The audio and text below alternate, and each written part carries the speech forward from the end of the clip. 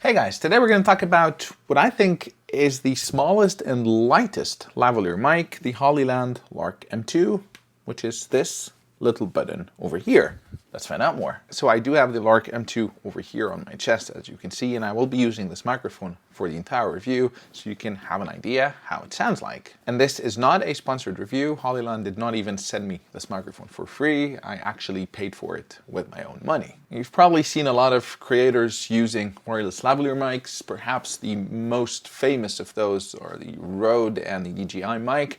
But these are often big and bulky and distracting, and I was never a fan of having that big bulky thing on your chest. And this is exactly where the Lark M2, this very small button over here, shines. It's very small, as you can see, very lightweight, not distracting at all, and does not make you look ridiculous having a big box stuck on your chest while recording, at least in my opinion. And it also sounds pretty great, as you can hear. I have the receiver plugged in directly into my camera, and it's a Nikon mirrorless Z50, and as soon as the receiver is plugged in, it's going to automatically connect with the transmitter over here, and all you have to do is set the right levels on your camera. And I do recommend not leaving the gain on automatic, but going into manual gain and experiment with a few gain levels to see which one sounds the best without actually peaking. Having said that, not all cameras have good quality preamps, especially budget or entry-level microphones, so the audio quality might differ slightly from camera to camera,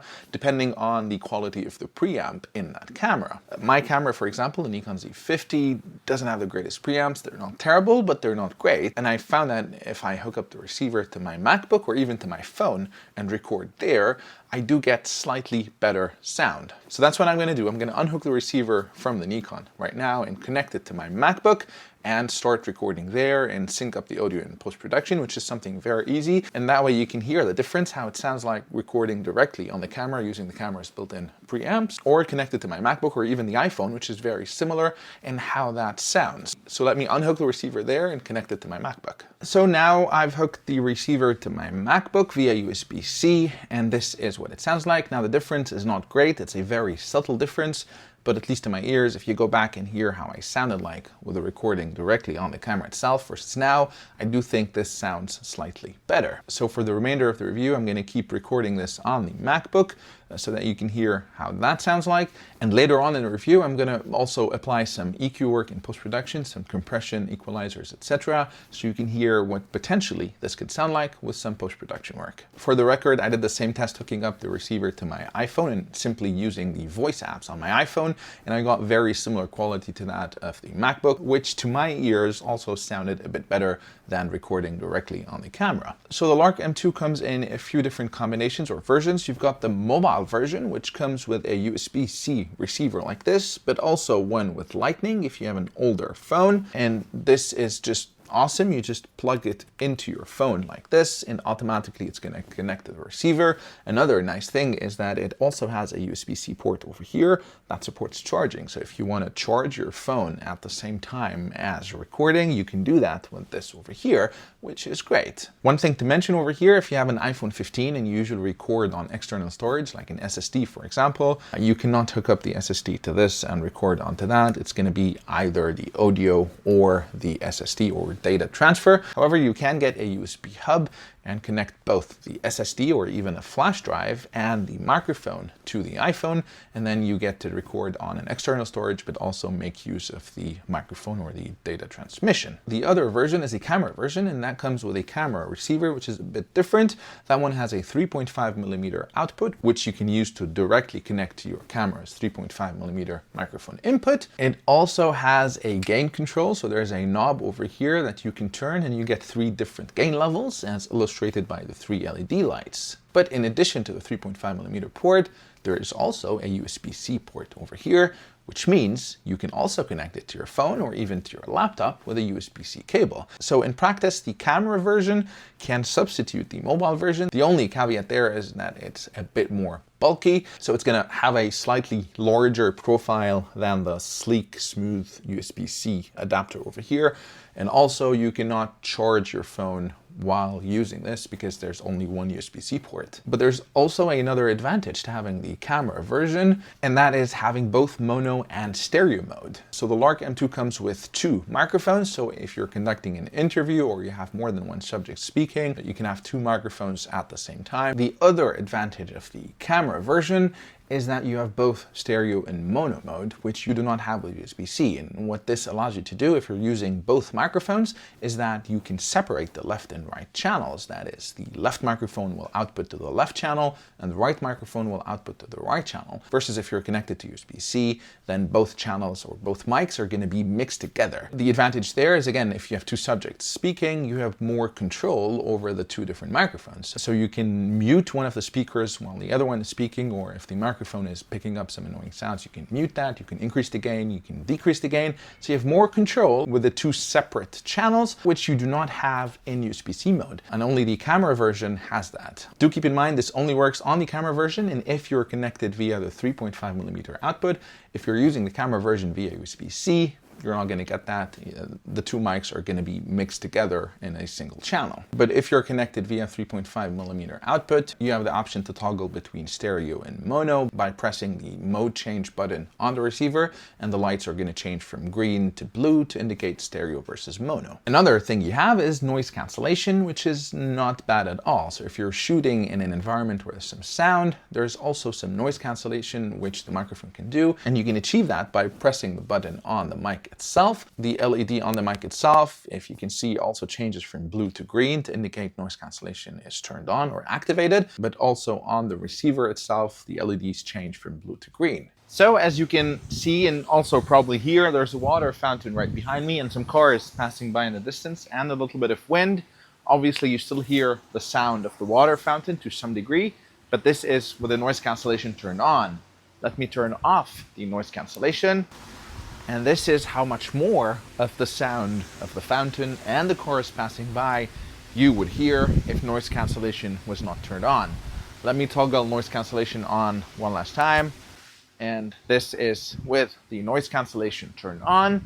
And again, this is now with the noise cancellation turned off.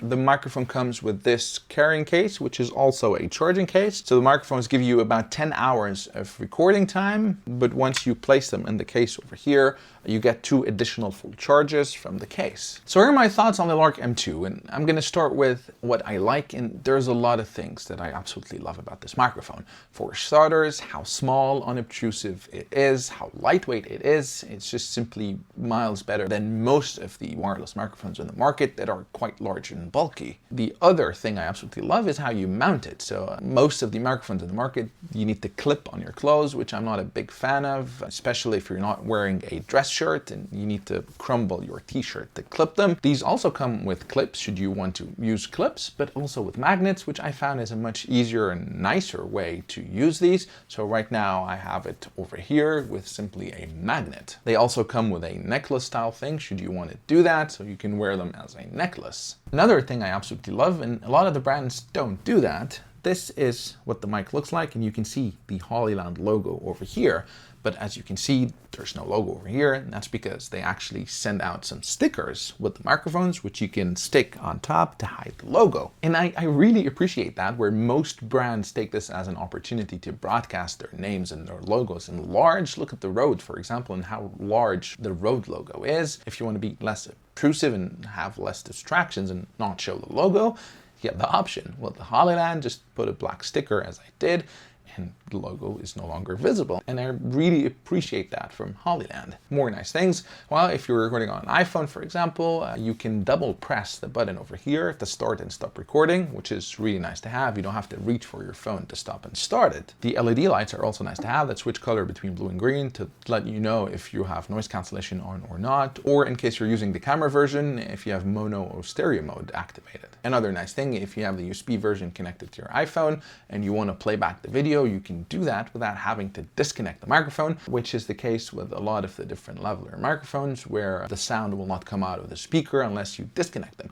So there's a lot of small things, but a lot of attention to detail, which makes me really appreciate this microphone. But perhaps chief amongst the reasons why I absolutely love this is how it sounds, and I think it sounds fantastic. Speaking of how it sounds, for the remainder of the review, I'm going to apply some EQ work in post-production, and involves equalizers, compression, etc., so you can get an idea how it could sound if you tweak it a bit in post-production. Now that I mentioned what I loved about the microphone, there are a few things which I'm not a big fan of. They're very minor, but worth mentioning. For starters, it would have been nice if there was a place to stow in the iPhone receiver in the carrying case as well. As it stands, you can only place the two microphones and the camera receiver in the case. Now, granted, these three do need to be recharged by the case. The iPhone receiver does not, but still it would have been nice if there was a place to stow that into the case, so then all you need to carry is just this thing. The other very minor detail is the light over here. So while I do appreciate that there are LED lights to let you know the status of what is activated and what is not,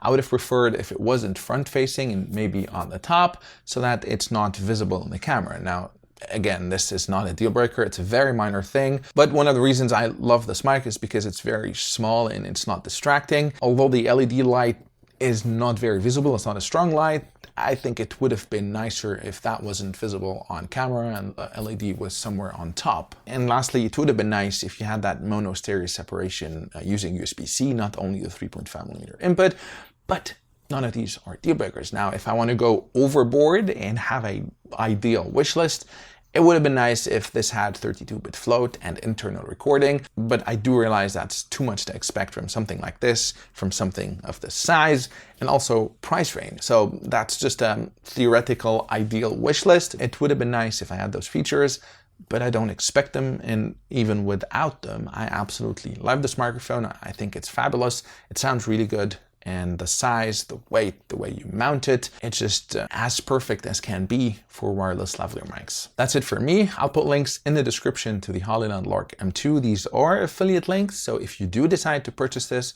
I would appreciate if you would use those links. I may earn some commission at no extra cost to you. This will greatly help support the channel. If you have any questions, thoughts, or comments, feel free to drop them in the comment section. And as always, if you liked the video, please hit the like button and consider subscribing to my channel, as this encourages me to continue producing content. Until next time, cheers.